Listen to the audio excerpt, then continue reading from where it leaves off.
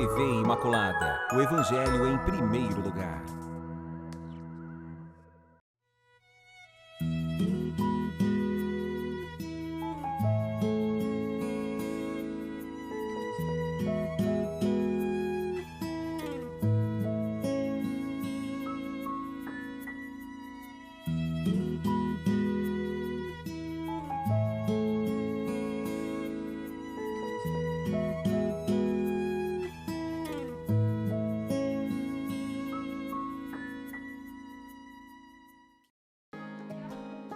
Olá, queridos amigos, que bom! Iniciamos nosso programa Páginas da Bíblia, nessa nova série, nessa nova temporada, os personagens da Bíblia, os grandes personagens da Bíblia.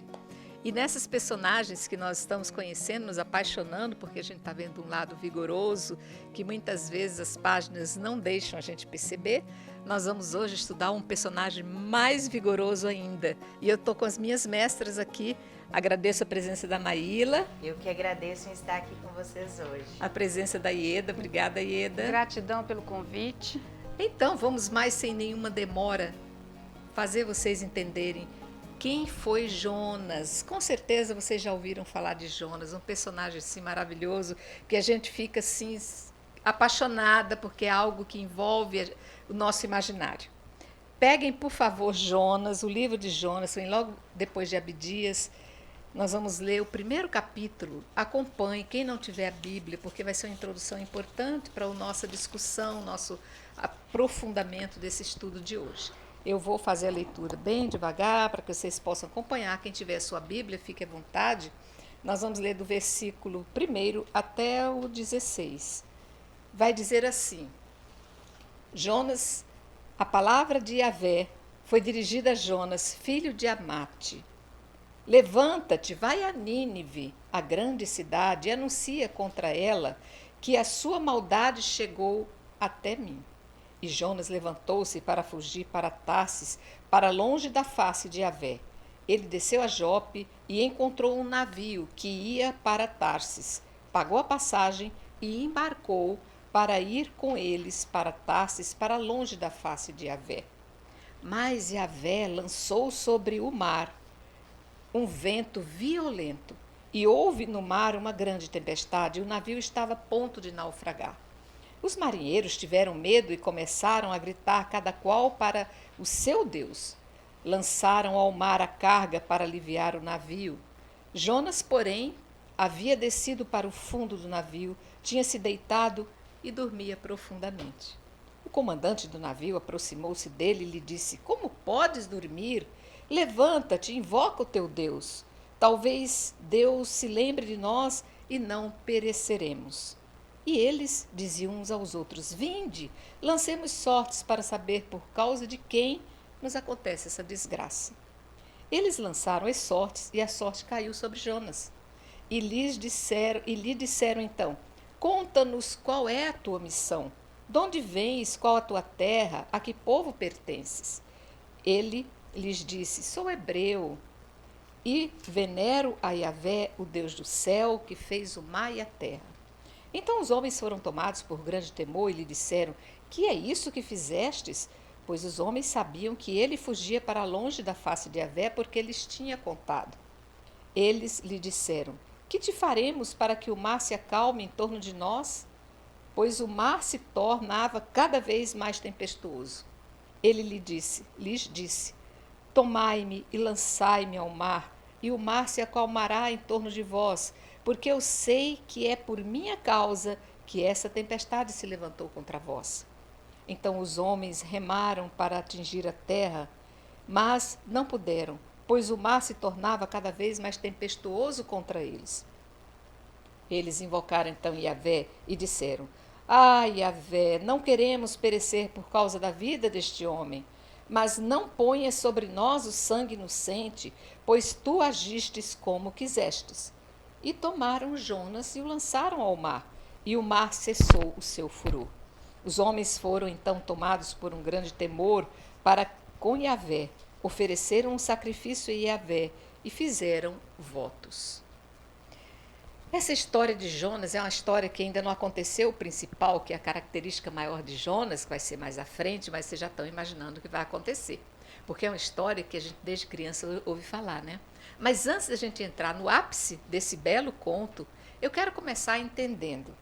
Meninas, me digam, isso na verdade é um conto, uma história para a gente poder entender alguma coisa, uma fantasia criada, ou isso é algo real que aconteceu? Então, nós não podemos dizer que o livro de Jonas se enquadra nos livros históricos, né, que conta a história do povo de Israel. O livro de Jonas é um livro profético, né? Ele difere um pouco também dos profetas, porque Jonas ele vai anunciar, ele vai anunciar aos pagãos a misericórdia de Deus. Nínive aí é simbolizada pelos pagãos, né? Então é como se fosse uma novela, né? Uma parábola para contar, para ilustrar, né, o relato da conversão dos ninivitas e anunciar a misericórdia de Javé aos pagãos. A misericórdia de Javé, que não é um Deus nacionalista, não é um Deus de um povo só, mas é um Deus de todos os seres humanos. Então, essa história vem com o tema da misericórdia para fazer a ilustração desse amor de Deus por todos os homens. Deus quer que todos os homens se salvem, né? Querem que todos se convertam. Então, essa história que está incluso no livro dos profetas, Jonas é um profeta. O profetismo, ele se encontra nas Sagradas Escrituras, no Antigo Testamento, e a gente sabe que a literatura profética ela pode se dividir de várias maneiras. E a mais comum e tradicional é os profetas maiores e menores, né? Os maiores são 4 profetas, né? Isaías, Jeremias, Daniel, Ezequiel. E os menores são 13. Então, mas existem várias maneiras, então, de se dividir essa literatura. E Jonas se enquadra entre os menores, não porque seja menos importante que os profetas maiores, mas a questão é simplesmente pela extensão do livro, né? Jonas ele possui 4 capítulos. Abdias, que vem antes, também incluso entre os profetas menores, Abdias ele tem 1 capítulo. Né? E Malaquias 7. Então, a questão de ser maior e menor não é questão da importância, mas é questão do tamanho. Isaías ele tem 66 capítulos, né? Jeremias 52. Então, a questão do volume, né? do escrito. Então, é um profeta que difere dos outros profetas. A gente vai ver aí no primeiro capítulo, né? Mas antes de entrar na questão desse primeiro capítulo que a gente fez a leitura, é importante a gente dizer que é um livro, que é uma surpresa para a gente, esse livro de Jonas. Exatamente. Por que ele é surpreendente? Porque ele é o livro profético mais missionário do Antigo Testamento. Né? E no Novo Testamento a gente vai ver Paulo como missionário dos pagãos, das nações. Aqui nós vamos ver Jonas. Apesar da sua rebeldia, né, apesar da sua desobediência, ele vai cumprir com êxito a sua missão de evangelizar os pagãos. Então, é um dos textos mais missionários do Antigo que nós temos aqui, que é surpreendente, né? Porque a gente sabe que o Antigo Testamento, né, escrito por judeus, né, os judeus que têm uma mentalidade fechada, que vê Deus como um Deus exclusivo, um povo escolhido, um povo santo, puro, né? E, no entanto, nós temos uma literatura aqui que anuncia um Deus que não é um Deus nacionalista, é um Deus para todas as pessoas, um Deus universal. Né? Ok, Maíla, me chamou a atenção aqui com tudo isso que a Ieda nos narrou, me fez voltar às páginas dos evangelhos, quando a gente encontra aqui no versículo 6º, o comandante que se aproxima e diz: como podes dormir no meio dessa tempestade? Já sou eu que acrescento, né? Porque isso me fez lembrar quando Jesus estava na barca, que houve aquela tempestade enorme, Jesus dormia tranquilamente. isso também é para nos fazer remeter também é uma pré-leitura, ou é uma profetização, ou é um profetismo, ou é um anúncio. É algo que me fez lembrar, parece algo que liga os dois livros. A gente vai sempre perceber que o Antigo Testamento, ele sempre vai ser entendido à luz do Novo. Sim. E muitas páginas do Antigo Testamento são, na verdade, prefigurações para o Novo Testamento. E aqui, quando aparece o profeta Jonas realmente lá dormindo, a tempestade correndo solta e ele lá dormindo, realmente nos faz lembrar Jesus também na barca. Outra passagem que mais à frente nós vamos ver, que vai nos lembrar também, são os 3 dias dele dentro do animal, que vai lembrar também o próprio Jesus dentro do túmulo. Então são prefigurações. Sempre a gente vai perceber na Bíblia, e esse é um ponto extremamente importante, que nós façamos essas ligações entre o Antigo e o Novo Testamento.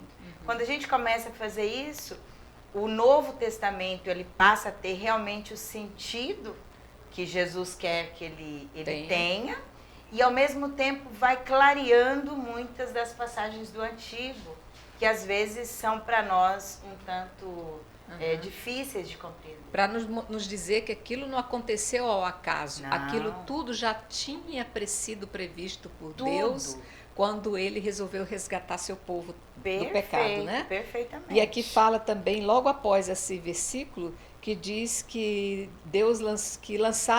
lancemos sorte sobre, me lembrou essa frase, lancemos sorte quando Jesus estava na cruz e lançaram sorte sobre as vestes de Jesus. Também. Então, realmente, parece que tudo nos leva a preparar o povo para uma grande história que está por vir, né? Exatamente. Então, Jonas, me fale mais de Jonas. Jonas vai ser esse homem que diz assim, o que tem atrás deste homem? Este homem adora um Deus, será que sobre ele decaiu alguma desgraça e botam ele como se ele fosse o responsável?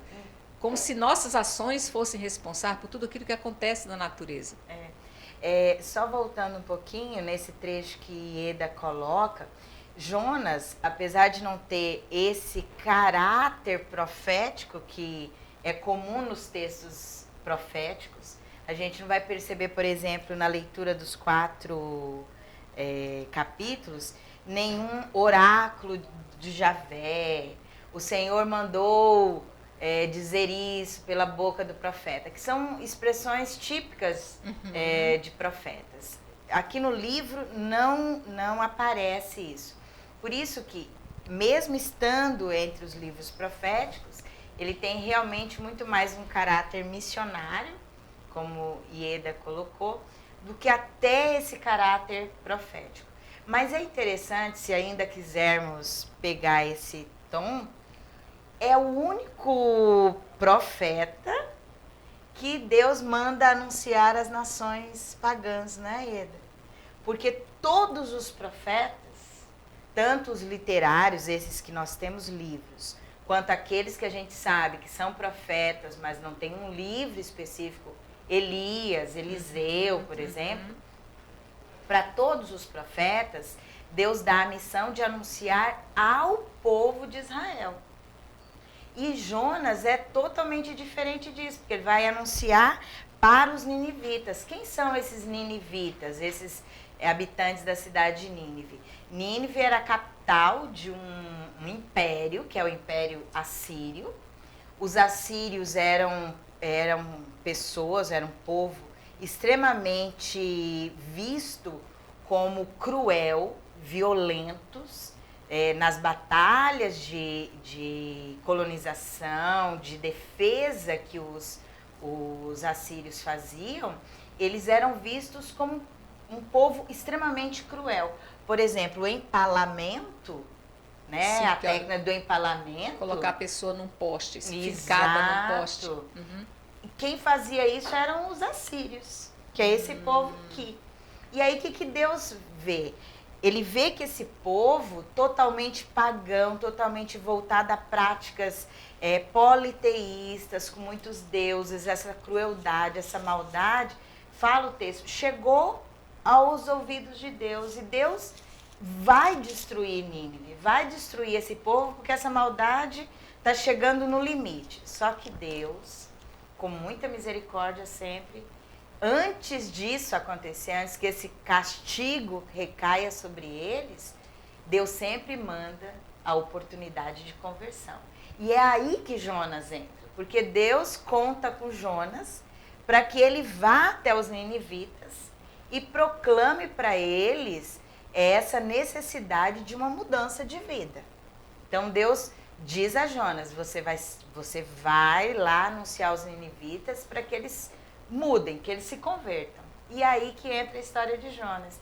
Porque ele resiste, aí ele está lá em Israel, ele precisa ir para Nínive, ele, diz o texto, ele sai de lá e ele quer fugir para Tarsis. Tarsis é uma cidade que hoje seria o Líbano para nós. Para você ter uma ideia, de Tarsis para Nínive, é uma distância de mais ou menos 3.000 quilômetros. Enquanto que de Israel, da onde ele estava, para Nínive, era coisa de 500 quilômetros. O que esse texto está mostrando? Que ele queria fugir, ele não quer cumprir a missão que Deus quer lhe dar. Por quê? Talvez porque Jonas, mesmo recebendo a missão, achasse, não tem mais jeito aquele povo. O que eu vou fazer ali? Que Deus logo destrua aquilo. Mas Deus, que não se deixa vencer em misericórdia, nem para os ninivitas, nem para o próprio Jonas, porque a gente vai ver no estudo que Deus vai ter misericórdia primeiramente por ele mesmo, pelo próprio Jonas. Ele então faz com que essa história aconteça então essa tempestade. São todos relatos aí dentro dessa necessidade que ele tem de partir para Nínive e ao mesmo tempo resistir a essa missão. Então, e eu estou aqui, a Maíla está explicando todo esse projeto de Deus, e eu estou vendo, como ela disse que realmente esse livro é uma prefiguração. Eu já vou aqui no final de onde nós lemos, no versículo 15, que diz: tomaram Jonas e lançaram ao mar, e o mar cessou o seu furor. A gente sabe que na Bíblia o mar tem uma tradução de ser aquilo que é mal, aquilo que é violento, aquilo que invade, aquilo que pode destruir. São as forças que podem vir contra o homem. E me pareceu aqui Jonas como se fosse Jesus, aquele que é jogado no meio da maldade, que seria esse mar em que Jonas se encontra, para que aplacasse o furor da humanidade, né? A mesma coisa aconteceu com Jesus, foi jogado no mar das maldades, Jonas também, né? Então, o mar aqui no texto, ele simboliza, né, todo o drama vivido pela essa viagem. É uma viagem dramática que ele vai fazer, porque ele tenta fugir da presença de Deus, né? Então, em vez, ele ouve a palavra de Deus, Deus que fala com ele, e ele parte em direção contrária àquilo que Deus tinha de propósito para ele cumprir, né? E ele vai em direção contrária.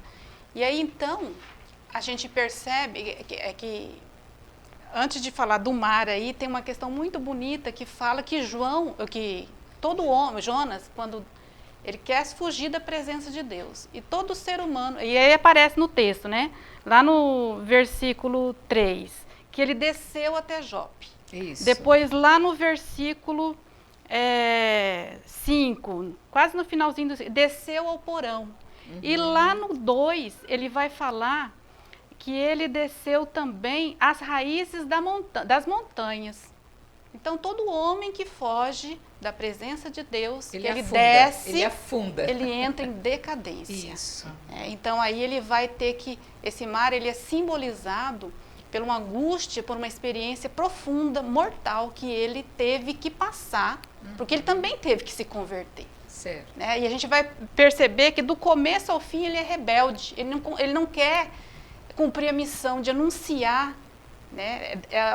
O Deus da vida, o Deus verdadeiro, que é o Deus de Israel, é esse povo que nem conhece Deus, esse povo que é cruel, esse povo que é violento, que ele julga não merecer a salvação.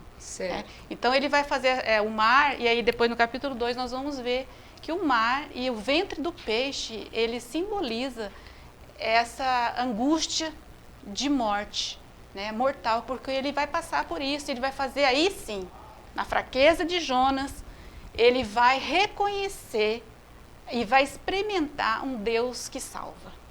Né, que aí, ele não, já estou até antecipando aqui o capítulo 2, né, mas nós temos aqui no capítulo 1 muitos detalhes bonitos aí, né, com relação o sucesso que foi aqui no primeiro capítulo, ele já começa a converter os primeiros pagãos, que são os marinheiros. Eles começam a acreditar em Javé. Né? Eles perguntam, mas quem é o seu Deus, né? E é uma crença que eles passam a perceber, não por palavras, mas pela experiência. Eles também experimentaram fatos experienciados. A salvação. É difícil, muitas vezes, você não convence ninguém por palavras e argumentação. Você convence as pessoas por aquilo que você sente na pele ou por aquilo que você vê o outro sentir na pele. Exatamente. Né? Mas, queridos, eu vou precisar fazer uma paradinha para que a gente volte continuando com essa história, porque agora vem o ápice de Jonas e é belíssimo, vamos ter muitas mensagens a tirar. Eu acho que eu interrompi um pouco a Ieda, mas a Ieda, você volta no seu raciocínio a partir do segundo bloco. Daqui a pouquinho, já voltamos.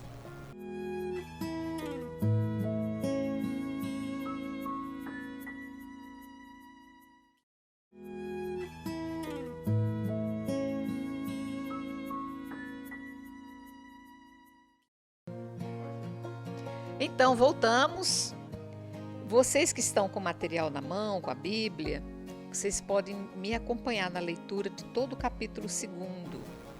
Quem não tiver, é só assim observar, porque eu vou fazer bem pausadamente, não dá para a gente acompanhar. É importante que a gente tenha o texto na mente para a gente poder entender exatamente essa prefiguração que foi colocada aqui pela Maíra. Yahvé determinou que surgisse um peixe grande para engolir Jonas. Jonas permaneceu nas entranhas do peixe 3 dias e 3 noites. Então orou Jonas a Yahvé, seu Deus, das entranhas do peixe. Ele disse: de minha angústia clamei a Yahvé, e ele me respondeu. Do seio do Sheol pedi ajuda, e tu ouvistes minha voz. Lançaste-me nas profundezas, no seio do mar, e a torrente me cercou com todas as suas ondas, e tuas vagas passaram sobre mim. E eu disse: fui expulso de diante de teus olhos. Todavia, continuo a contemplar o teu santo templo. As águas me envolveram até o pescoço, o abismo cercou-me, e a alga enrolou-se em volta de minha cabeça. Eu desci até as raízes das montanhas, as terras cujos ferrolhos estavam atrás de mim para sempre. Mas tu fizeste subir da fossa a minha vida, Yahvé, meu Deus. Quando minha alma desfalecia em mim, eu me lembrei de Yahvé, e minha prece chegou a ti até o teu santo templo. Aqueles que veneram vaidades mentirosas abandonam o seu amor. Quanto a mim, com cantos de ação de graças, oferecer-te-ei sacrifícios e cumprirei os votos que tiver feito. A Yahvé pertence a salvação. Então Yahvé falou ao peixe, e ele vomitou Jonas sobre a terra firme. Olha, voltando aqui, eu quero pegar ainda o que a Ieda falava sobre os marinheiros que estavam no navio e que tinham ali suas conversões ou suas observações diante da postura de Jonas, quando ainda no barco, ao ser lançado ao mar. E aí então a gente vai ver Jonas com esse propósito de pedir que o Senhor o resgate diante. Agora, ele é que se sente a necessidade da salvação, né? Então, ele vai fazer essa experiência de salvação aí no capítulo 2, né? E no capítulo 1, só para a gente concluir esse capítulo 1, ele, sem querer, né, ele se torna instrumento da conversão dos pagãos, os marinheiros, né, que estão no navio. E aí no capítulo 16, no capítulo 1 do versículo 16, o texto diz aí, né, que daí para frente aqueles homens, né, os marinheiros que estavam com Jonas no barco, começaram a temer muito a Javé, oferecendo-lhe sacrifícios e fazendo votos. Então aqui ele cumpriu a sua missão, né, como sendo um instrumento de Deus, né. E aí, no capítulo 2, a gente vê a rebeldia de Jonas ainda, ele continua rebelde aqui, porque ele prefere ser jogado ao mar do que pedir para que volte para Nínive, para cumprir a ordem de Deus. E vendo que não tem jeito mais, depois que ele é lançado ao mar, um peixe, Javé, a gente percebe aí a presença de Deus em tudo. Deus presente em todas as ocasiões, até na tempestade, no mar, no peixe que Deus manda para engolir ele vivo. Então isso nos lembra muito aquele Salmo 139, né? Senhor, eu sei que tu me sondas e me conheces, né? Para onde eu fugirei da presença do Senhor? Então é esse Senhor, né, do céu que fez o mar e a terra, é um Senhor que está presente em todas as coisas, em todos os acontecimentos da vida de Jonas, dos marinheiros, de nós, da nossa vida, daqueles que têm fé, daqueles que estão na igreja, daqueles que estão fora da igreja. Ele é Senhor de todas as coisas. Então o texto ele vai ressaltar muito essa questão da presença de Deus em tudo, né? E aí então, vendo que não tem mais jeito, né?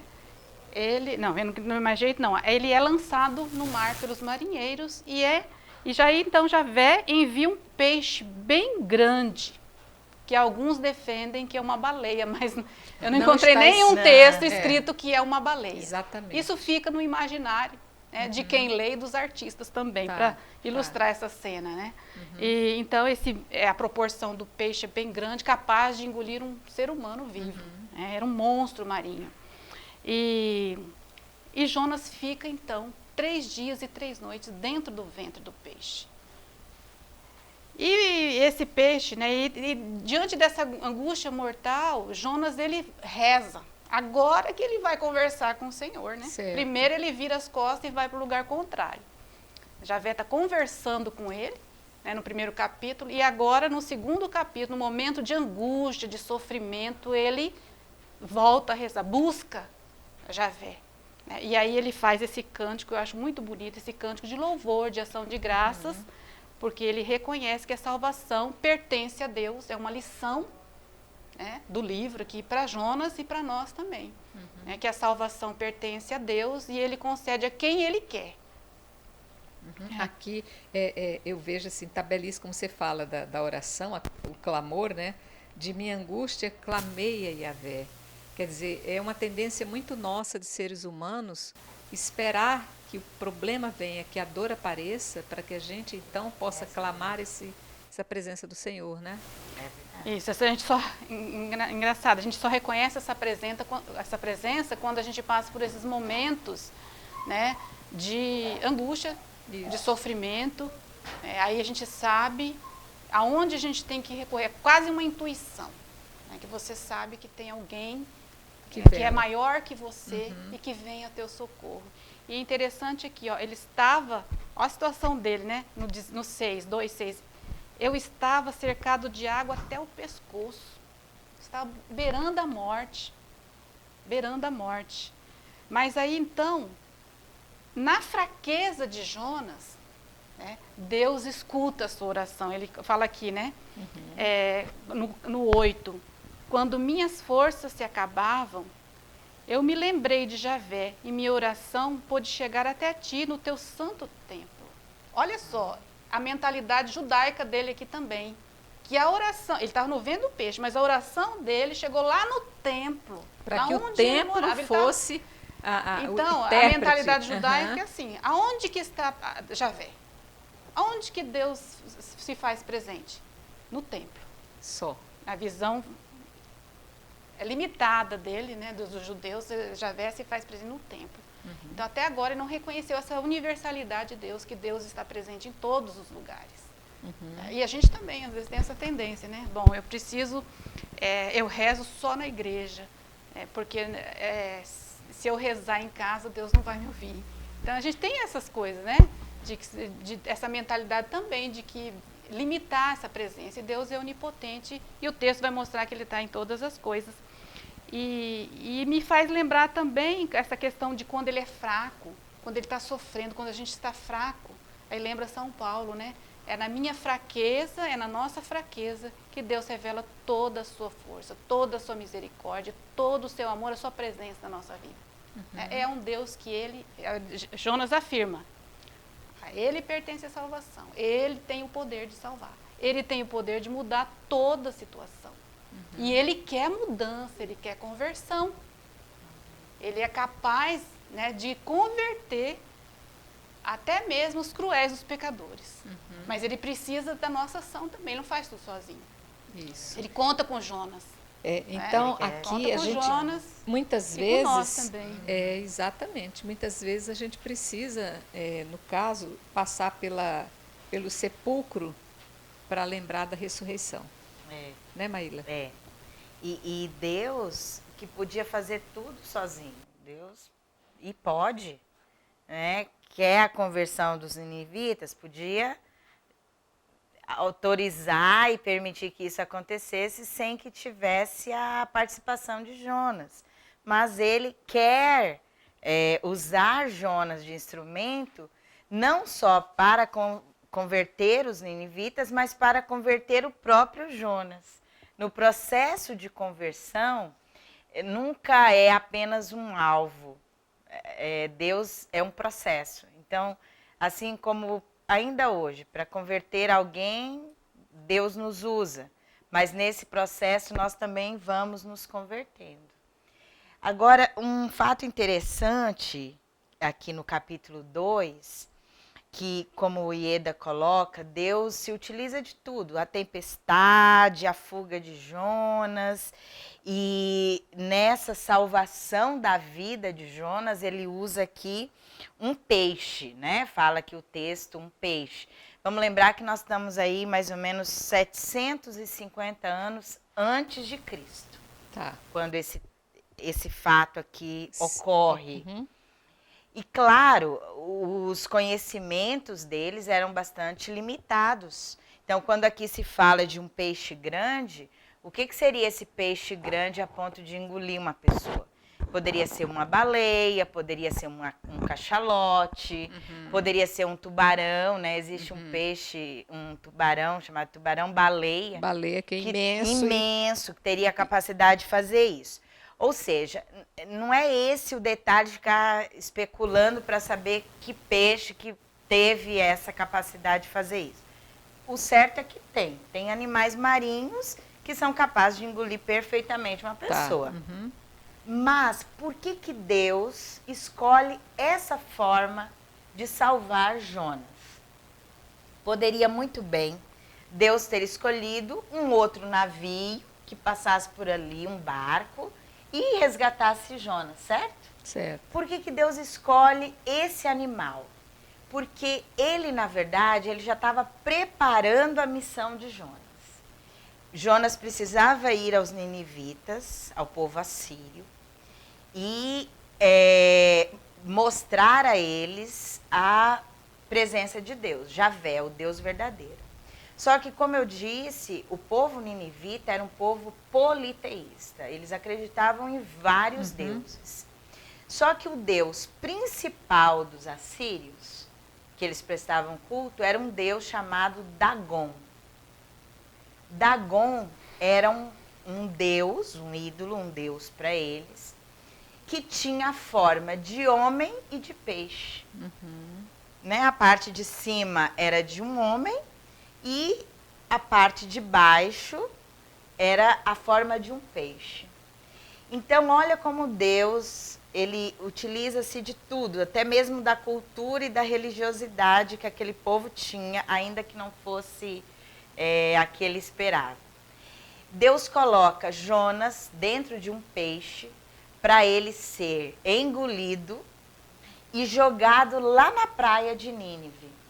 Então, quando Jonas é jogado lá na praia, a fama de Jonas já se torna grandiosa, porque Claro. quem é esse Jonas? Quem que é esse homem que veio aqui anunciar para nós a conversão?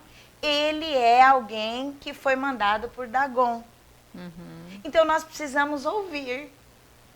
Ainda que a gente saiba que não foi Dagon, que não foi o ídolo que mandou, foi o próprio Deus.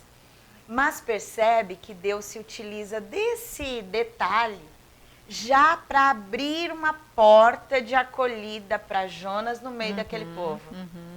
Por isso, a gente vai ver no capítulo 3, no próximo programa, que talvez seja isso que faça um sucesso na conversão dos ninivitas. Certo. Porque Jonas já chega como alguém bem visto por eles, por ser esse homem que foi jogado a nós, chegou a nós por um peixe, então ele é uma pessoa que nós precisamos ouvir, porque ele com certeza foi enviado aí pelo nosso Deus Dagon. Então, o fato é que o texto ele quer mostrar que algo sobrenatural aconteceu para que o propósito de Deus se cumprisse na vida de Jonas. Exatamente. Então, algo sobrenatural.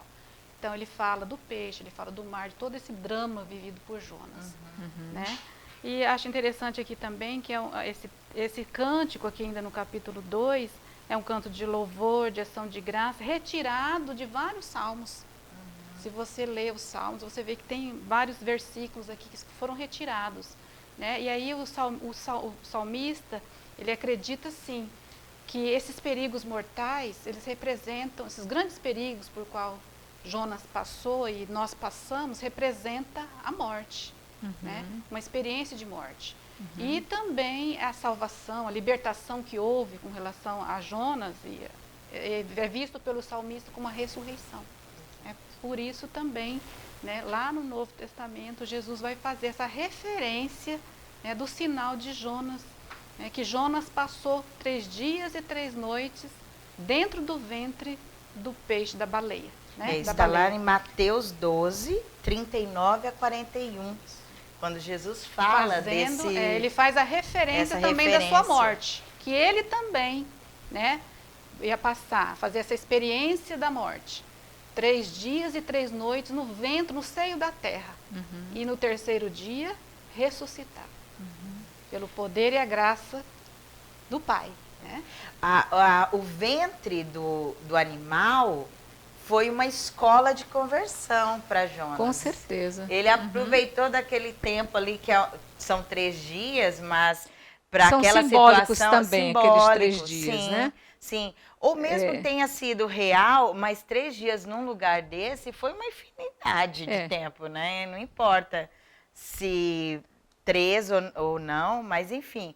Mostra para ele que ali ele fez uma experiência de Deus.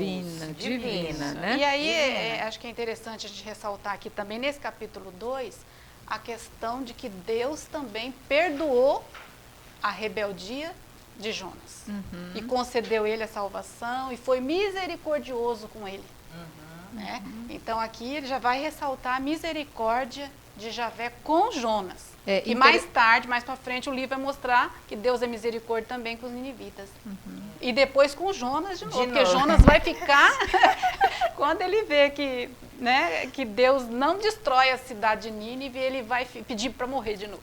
Né? Mas então é sempre o texto ressaltando o perdão, a misericórdia de Deus, né, diante daquele profeta que ouviu a palavra de Deus e virou, partiu. E fica muito claro para mim também como Deus vê o coração das pessoas, porque por essa negativa, por Jonas ter fugido da missão, nós como seres humanos teríamos abandonado Jonas, teríamos chamado um outro. Troca o profeta. Isso, troca o profeta. Esse profeta já não dá para mim. Se você quer as dicas, aí tem um comentário que fala assim, se é um Deus justo, você pode até prever, porque ele vai castigar. Então, a justiça vai ser cumprida. A gente quer no pé da letra que Deus seja um Deus carrasco, cumpridor da lei. Né? Pro então, outro, para um né? Deus, pro outro, porque para gente não. Porque outro. Diante de um Deus que é justo, você consegue prever, mas diante de um Deus que é amor, que é compassivo, que é paciente e misericordioso, não dá para prever. Exatamente. Qual vai ser o resultado?